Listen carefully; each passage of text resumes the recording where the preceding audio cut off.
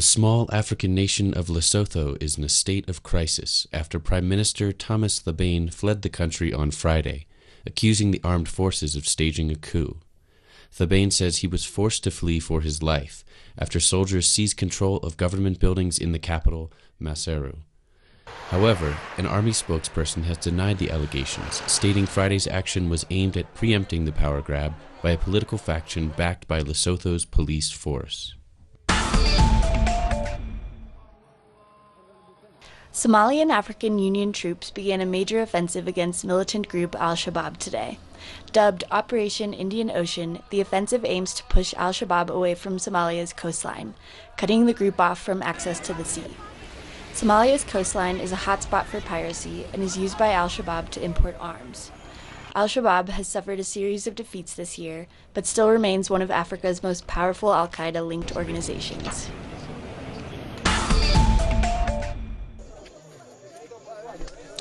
In Nicaragua, 20 miners were rescued on Friday after the gold mine they were working in collapsed on Wednesday, possibly because of a landslide. Due to the remoteness of the mine, authorities have only learned of the collapse on Thursday. At least 29 miners were believed to have been trapped. While 2 other miners were rescued earlier in the week, the fate of at least 5 others remains uncertain.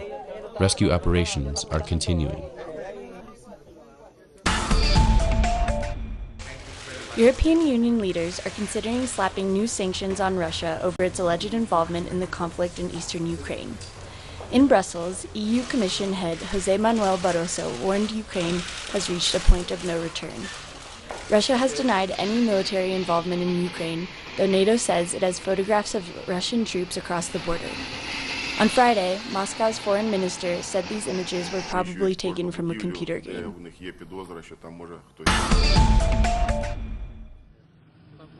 At least 6 people were killed and over 40 injured this morning in Afghanistan when the Taliban launched a surprise attack on the offices of the Afghan intelligence agency in the eastern city of Jalalabad. The attackers included 2 suicide bombers and at least 5 gunmen, who were also wearing explosive vests, according to Afghan authorities. The Taliban claims it killed over 70 Afghan security personnel in the attack, though they are known for overestimating casualties.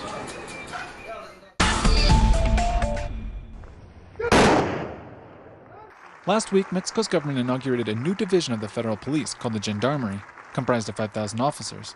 The unit is semi-militarized, and its objective is presumably to combat high-impact crime. Since the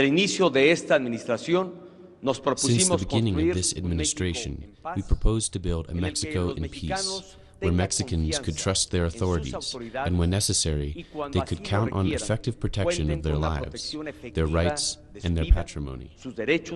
However, many admit that they have little confidence in the new force, pointing to a recent history of documented corruption and high levels of impunity.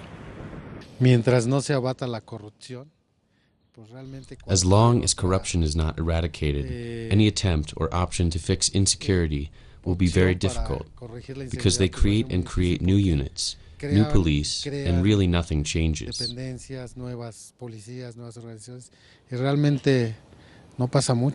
Aside from these concerns, experts also raise a red flag over one of the missions of the Gendarmerie.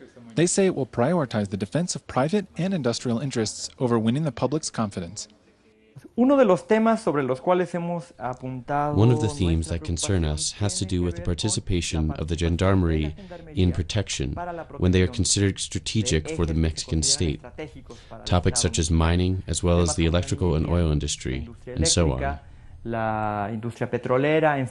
Experts warn that this priority of so-called strategic interests may jeopardize freedom of expression and human rights, as many sectors of civil society openly reject these interests. Clayton Kahn, Telesur, Mexico City. The civil status of same-sex couples in Ecuador will appear on government-issued ID cards beginning September 15th, according to the announcement made by President Rafael Correa on Saturday, who stated that this does not mean his government endorses gay marriage. There should be no doubt.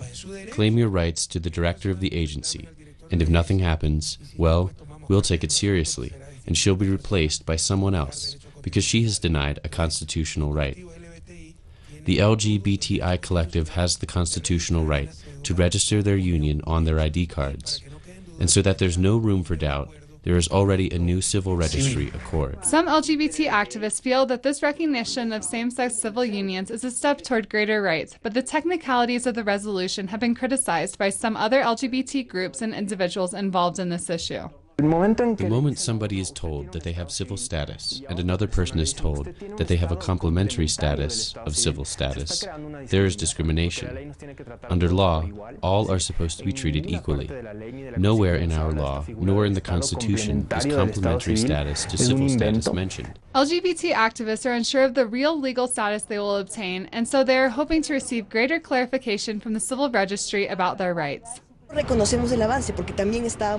recognize the advance because we are fighting for the same-sex civil union to be a civil status. What is happening is that the resolution is generating ambiguity, a lawless space, something that does not exist in the law, which is the supplement to civil status. What that means is that if you are single and you are recognized as being in a same-sex civil union, this does not change your status as single. It does not give you a status that recognizes your union. So it is a grave problem because it is a legal invention that we don't know how in real life. Unlike other Latin American countries such as Argentina, Brazil, Uruguay, as well as in Mexico City, same-sex marriage is still outlawed in Ecuador. As the current resolution only recognizes what is called a complementary civil status, LGBT rights groups are seeking to negotiate with the government as well as the civil registry to clarify their current situation as well as create a fifth legal status that ensures the full rights of same-sex unions. Liz Sherfius, Telesur, Ecuador.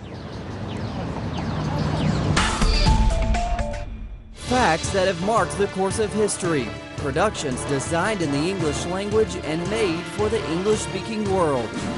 This is Documentary.